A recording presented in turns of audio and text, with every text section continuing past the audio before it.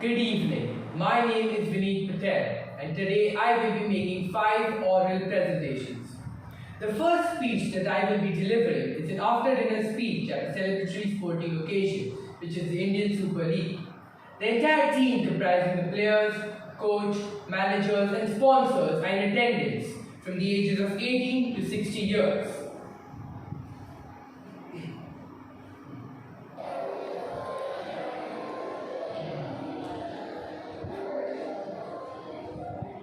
Good evening, ladies and gentlemen. We are gathered here to celebrate FC Goa being crowned the champions of India earlier this evening.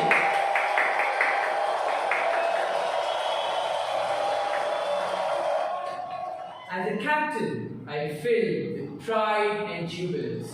For the first time in 65 years of this esteemed tournament, where every season champions of India compete, FC Goa has proven victorious.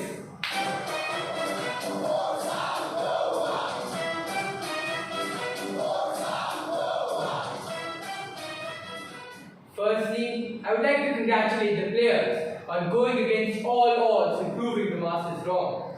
To all those who never left supporting me and my team, I would like to say, great moments are born from great opportunities, and that is what we see today, boys. A perfect run isn't something we got to get here. From losing our first match to our goalkeeper getting injured, the season was not easy, but we played every game to make ourselves better and not to win. It was the sheer driving force and dedication of each of the team's players and management that has helped us etch the Goan team's name onto one of the most decorated sporting trophies in the world. Secondly, I would like to thank the fans for never leaving the side of me and my team. It was your motivating chance that even when we were losing, we've lifted this glorious cup up earlier today. One of the other reasons we are able to be the champions is because of our coach, manager and ex-FC Goa player, Pranav. He is the only player in the history of the Indian Super League to have won the trophy as a coach and as a player. And we are proud to have helped him achieve this milestone.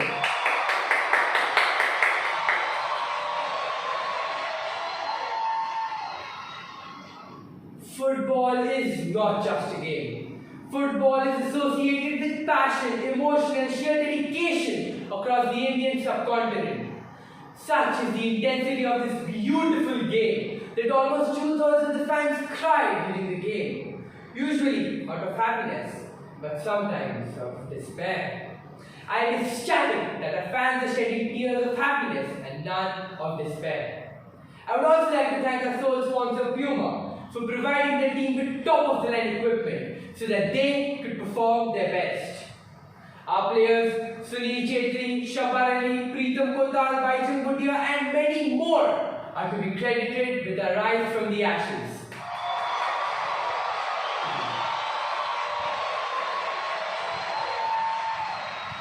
Very few remember the start of our season. We had lost the first 3 matches.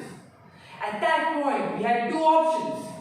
First, to be the first team to be relegated of the season. Or second, pull up our socks and show everybody that we are FC Goa and we live up to our motto. Look up, lift up. We looked up to the goal and lifted ourselves to achieve it. I am aware what most of you seated here are thinking. What's next for this victorious team? Well, as a family member of FC Goa, I would like to say that FC Goa will be the first team in the history of the Indian Super League to win 2 consecutive trophies.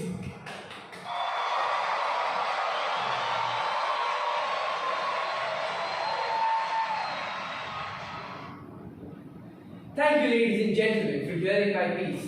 And to all the players, enjoy your vacation, because you've earned it.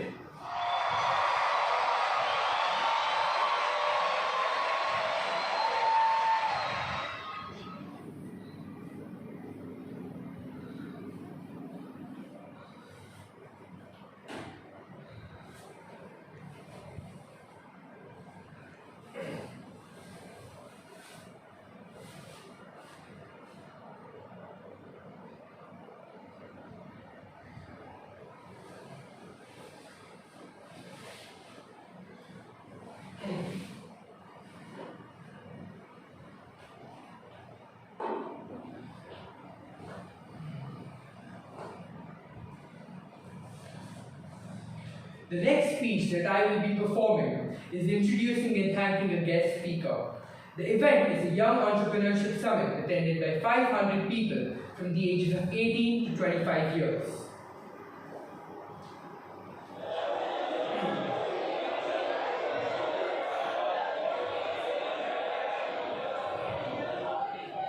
Hello everyone, and welcome to Young Entrepreneurship Summit 2020, where your ideas come to reality.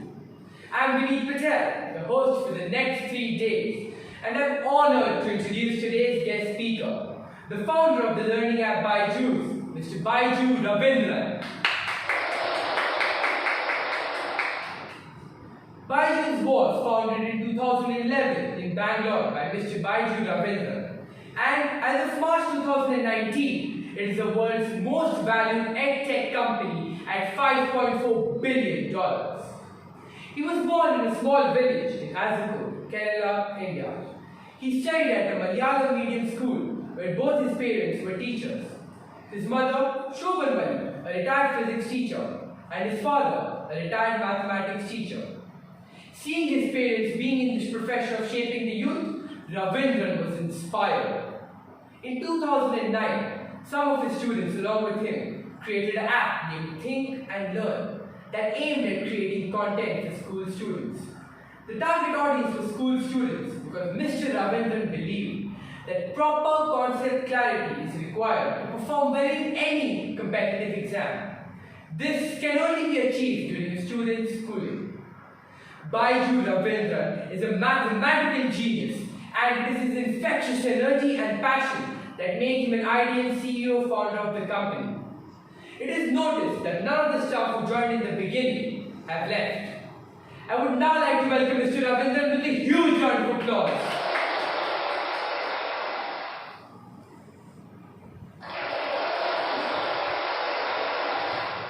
Thank you, Mr. Ravindran, for sharing your wise words with us. Thank you for telling us that every entrepreneur has its own set of highs and lows. But what binds each of us together is the passion to commit and never say no. Thank you, Mr. Ravindran, for not only sharing your aspirations and goals, but also your interests and hobbies. It is very modest of you to tell when you went to the remote villages and realized the immense need for education. That day, you and your students tapped into the ed sector.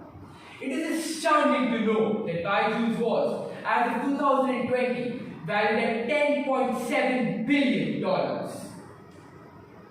It comes as no surprise that during September 2016, the Chan Zuckerberg Initiative invested a whopping $50 million in Byju's firm. And as of March 2017, Byju's, the learning app, was incorporated by Harvard University as one of its case studies.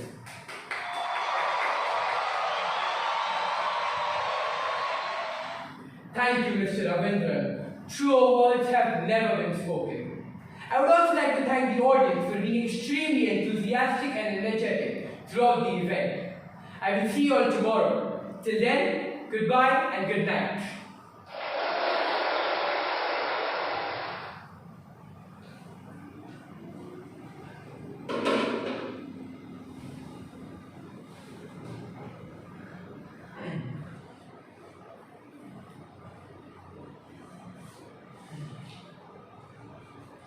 The next speech that I will be performing is a farewell speech to 2 colleagues from college.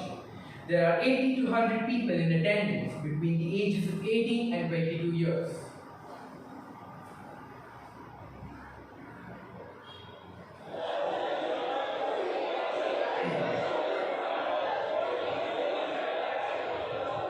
It is my pleasure to see each one of you before my eyes. My graduation level, post-graduation level, and companions in the workplace together. This may appear to be simply just one moment for you. Yet, for me, genuinely, it is paradise on earth. Each and every one of us has given each other countless memories and recollections. And together, we've appreciated the best snapshots of our life. In any case, how dismal it is.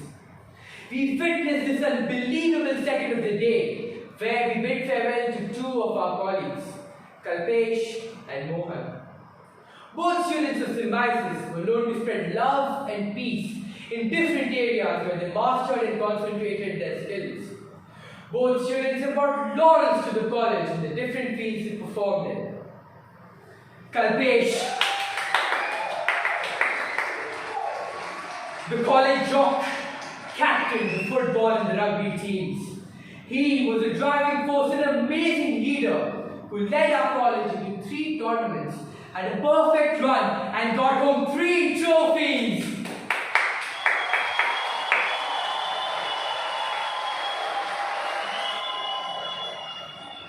I personally share numerous memories with Kalpesh. I clearly remember that day. I had sprained my ankle and was not able to walk. It was Kalpesh who instilled confidence in my heart. It was not long before I got up and gave the winning pass. Kalpesh is not only an amazing leader, but also one of the best sportsmen I've ever met. And he has set a benchmark for everybody at this esteemed institution. Symbiosis is proud to produce a player who will surely bring laurels for his college, country, and family. Mohan, one of the only students who always was a part of the team, even though his introvert nature and silent demeanor made him invisible. He was the stage director in our school's very own production, Romeo and Juliet, with a twist. The play was commended by many critics as one of the best twists in a Shakespearean play. Even though you weren't the face of the play or was in the cast, your contributions were noted and extremely appreciated. Mohan is a straight-A student, even at the cost of him being called a nerd. He was popular with the faculty, but not so much with his peers. But only one had to break the wall that he built around himself to truly get to know what a wonderful guy he really is. Unfortunately, we are going to miss this silent guy as he's just at the brink of leaving us. We thank you, Mohan, for increasing the average IQ of the room. Both students of Symbiosis were known to spread love and peace in different areas where they mastered and concentrated their skills. Both have raised love and respect in our hearts. Because of them, these college years have been fun and educating. Ladies and gentlemen, let us raise our glasses to Kalpesh and Mohan, to the meritorious student. May you have a blessed future. We hope that Symbiosis has provided you enough fuel to your hearts that you don't stop grinding. Thank you and have a good night.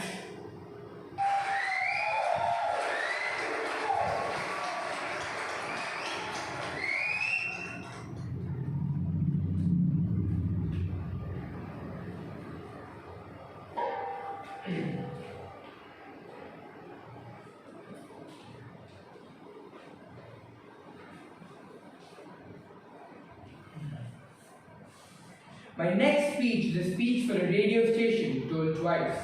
The audience are the listeners tuned in.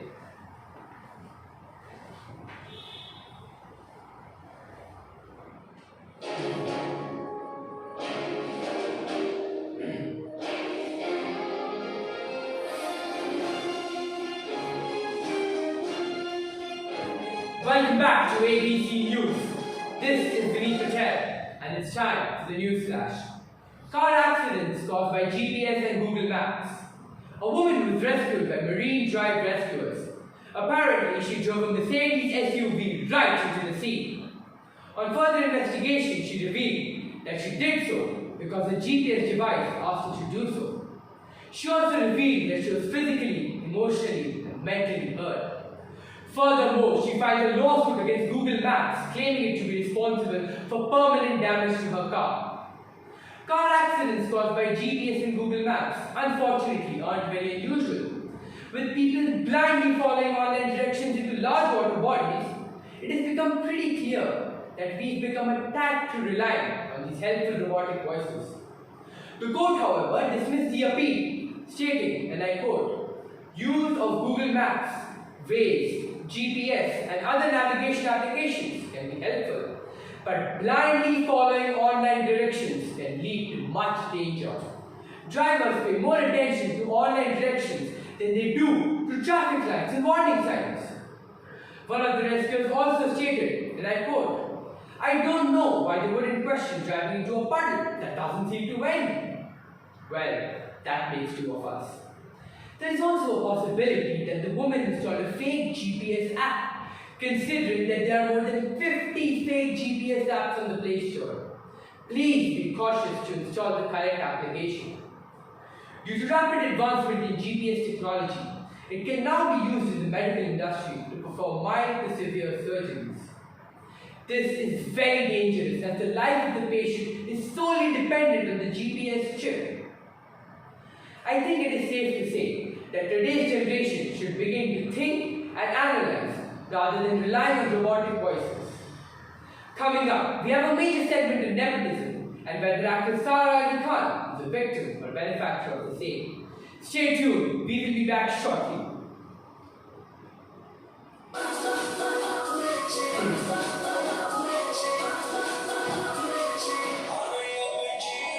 Welcome back to 98.3 Radio Mirchi, India's hottest radio station. It's your favorite RJ Butcher, and it's time for the strange news of the day. A woman was driving a Mercedes SUV along the bridge and suddenly dived towards the sea. She did so because a GPS device asked her to do so. Blasted machines always making innocent geniuses do things they don't want to. This shortcut did turn out to be an expensive mistake. Furthermore, she filed a lawsuit against Google Maps, claiming it to be responsible for permanent damage to her car. Come again, she's trying to blame the computer for her mental disorder, implying that without it, she would have been too smart to wander onto the busy road. FYI, the court ultimately ruled against the woman, stating that the disclaimer was clear enough. Use caution. This route may be missing sidewalks and pedestrian paths. There is also a possibility that the woman installed a fake GPS app, considering that there are more than 50 fake GPS apps on the Play Store. Sorry, woman. Guess you got the wrong navigation application. Due to rapid advancement in GPS technology, it can now be used in the medical field to perform mild to severe surgeries, where they inject the GPS chip in your bloodstream to locate organs and perform surgeries. Now imagine if this GPS chip is a fake. Poor patient came in for a gallbladder stone removal and went back with no gallbladder at all. Now that's an unhappy patient. Coming up, we have hot gossip on how actress Sara Ali Khan rose to fame.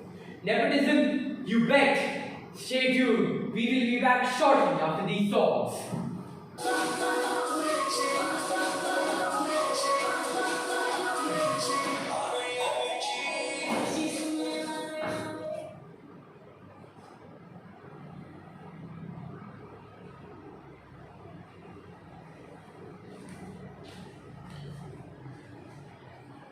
My last speech is a persuasive speech on a political topic.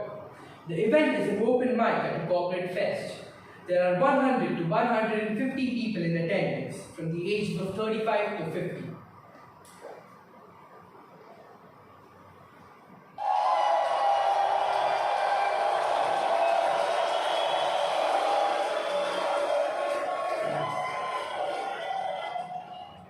Last year, members of the Kshatriya Rajput family pummeled the Dalit man to death, slashed his throat and hacked his head for daring to elope with their daughter. The victim, Haresh Solanki, a 23-year-old, had been called by his wife's family for talks. A team of 181 Abhyam and a woman cop fled the scene, fearing their own lives. People just killed a man because he belonged to the lower caste and loved somebody who belonged to the higher caste. In the shadow of the coronavirus lockdown, hate speech and social boycott of Muslims has gained momentum. The anti-communal virus 2020 has already taken shape and is causing major shifts in the Indian secular fabric. On 15th of September 2020, a 19-year-old Dalit girl was gang raped by 3 Brahmin men who belonged to the higher caste. I can see faces turning in the crowd. Why are we so shocked by such events when we should be guilty? We and the government should have done something but did not. Article 15 of the Indian Constitution states that no citizen shall, on grounds of caste, creed, religion, sex, place of birth, be discriminated. What has happened happens to about 3,000 to 5,000 Dalit girls every year. How many more men and women have to die before the government finally acknowledges something which is just a fundamental right? Our ever-ambitious leaders, while drafting the Constitution, took extreme caution that such events refrain from happening. Yet sadly, they are. What did they do to avoid such wrongdoings? They introduced Article 15. Article 15 states, and I repeat, Article 15 states that no citizen shall, on grounds of caste, creed, religion, sex, place of birth, be discriminated. Now, some of you might ask, what would happen if this article is disbanded or abolished? If Article 15 is disbanded, then there would be a civil war, a complete overhaul of the carefully built society in our country, as witnessed by the Black Lives Matter protests in the United States of America. Now, what does Article 15 actually do? Article 15 deals with protective discrimination, which means it empowers the state to reserve certain seats for women in government works. It also empowers the state to promote scheduled castes and scheduled tribes. All I am trying to say is that all of us are Indians and all of us are provided with the same amount of rights and are supposed to perform the same amount of duties. Then why is there so much conflict on a simple ideology?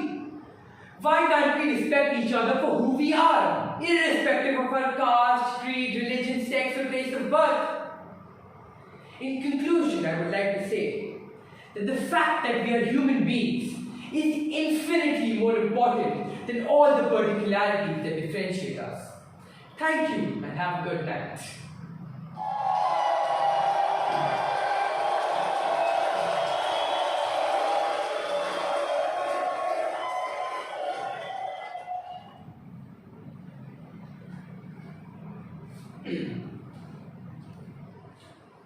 Now I would like to move on to my reflection task, the first being the performance program.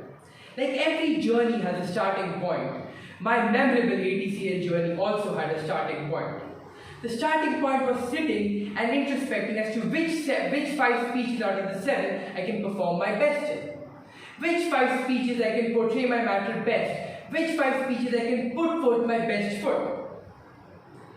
In the end, I came to the 5 speeches which actually connected with me, in which I could actually connect to and I could say from my heart, I could write from my heart. When there is external influences are concerned, all of my speeches had certain external influences. The Article 15 speech. On 15th of September, a 19-year-old Dalit girl was actually gang raped. This gained lots of momentum in people of my age. Social media was bursting with this. The government finally acknowledged this after so many rapes occurring. There is a new law which says that if you are discriminating someone on the basis of their caste, creed, religion or sex, you can be put behind bars. There is proper enforcement of this law. I chose this speech to be my last speech because this was something which had the most amount of impact. The audience was 30 to 50-year-old people because they are the people who actually face discrimination in corporate sectors. People from scheduled castes, scheduled tribes aren't given proper opportunities to perform their best. They too can perform their best, provided they are given the opportunity. As you know that we are amidst a global pandemic, and studies and education is extremely important at any stage. I chose my second speech introducing and thanking a guest speaker because I actually wanted to introduce Mr. Baiju Ravindra. He is the founder of the app Baiju, an app which has helped India study during this pandemic. He was a visionary who saw this thing in 2011. His company's value has grown manifold in these years. How did I plan? Everything needs a plan. First, I was not able to understand how should I end all my speeches, as I was not that good with ending my speeches. So with the help of my teachers, peers, parents, etc., I took help from them and I understood how I'm supposed to thank the audience, on what different ways I'm supposed to end the speech. I wanted to start with the victory speech because I myself has been a captain of my school football team. And I myself have been in position of getting trophies, and I just thought as to what I wanted to say to my team players. That is what I wrote down and that is what I said. I chose my Article 15 speech to be the last speech because I thought that was the most impactful speech. I thought that it was the speech that would cause the most amount of changes. Extreme and grueling research has gone into all my speeches. The radio speech, it was not that easy. I would like to share an example with you. During January, me and my parents were going on a trip to Goa. We were going by road, and it was the GPS which was navigating us throughout the way. I clearly remember that time when we were crossing a bridge. It was a one-lane bridge with no turns, but our GPS was asking us to take a turn. We were all confused. We went forth and recalibrated the GPS. It turns out there was a bug in Google Maps. I recently read news that there was a woman who actually dived into the sea blindly because the GPS device asked her to do so. People have started listening to online devices so much that they have forgotten the basic human instincts. They have forgotten the basic impulse, the basic reflection, the basic reactions to certain things. This was the speech I wrote I wanted it to be in two tones. One was to be funny and one was to be serious. This was extremely difficult for me because it was the same speech told twice. I had to listen to lots of radio jockeys. I had to personally listen to my favorite radio jockey, R.J. Butcher, because he's someone who uses a hint of sarcasm in his voice. Sarcasm is something which is one of the best figures of speech. Moving on to my personal response challenges. I personally faced one big challenge: commitment and restlessness. I myself am an extremely restless person and am not able to get myself to commit due to this restlessness. So I went up to Google and started searching techniques for better commitment. Then I came across a certain Italian technique known as Pomodoro. This is a technique where you download a Pomodoro timer on your app, and then you sit for 20 minutes, concentrate and do all your work in that amount of 20 minutes, then you take a 5-minute break and introspect as to what you have done, how you can make your work better. This is extremely helpful to me as I am sitting for 20 minutes. 20 minutes isn't a long span for me, and then I'm getting a break of 5 minutes as to avoid me being restless in my procedures. I have discovered that you just need the confidence and will to tackle any challenge. If you have the will to tackle a certain challenge, you can. I had the will, I wanted to do ATCL properly. I had the will and I gained the commitment to do this. If similar challenge would approach me, I would approach it head on, with confidence and with my heart full of will. Personal strengths and limitations I noticed, one of my personal strengths was that I am confident if I know my work. This is extremely important, as if you are just confident when you don't know your work, that is just overconfidence. When health and safety is concerned, we are amidst a global pandemic. In the beginning, I clearly remember when we had enrolled for our ATCL classes, everything was online. We were making use of Skype, Microsoft Teams, Zoom, etc. This was really difficult as voice modulation wasn't coming across that well on the internet, as usage of space wasn't coming across that well on the internet. I would like to thank my parents personally, as they motivated me and they motivated me to use all the space I had at home and to perform my best, even in the brink of pandemic. I clearly remember that day when we had come to class for the first time. I was performing my speeches. I was extremely clumsy with all the stage equipment. I was not able to move around the stage that freely as I am going through right now. All it takes is practice. Practice is what makes a man perfect. That is something which I can say with confidence. ATCL is something which was extremely difficult for me, but I encountered the challenge head on. I am thankful to my teachers, my parents, my peers, and my sister especially, who is an ATCL graduate, who was a helping hand always at home. She was someone who always used to listen to my speeches, correct me wherever I went wrong. She took my repeated mocks, she told me where I went wrong. I implemented my mistakes, and then here I am. Thank you.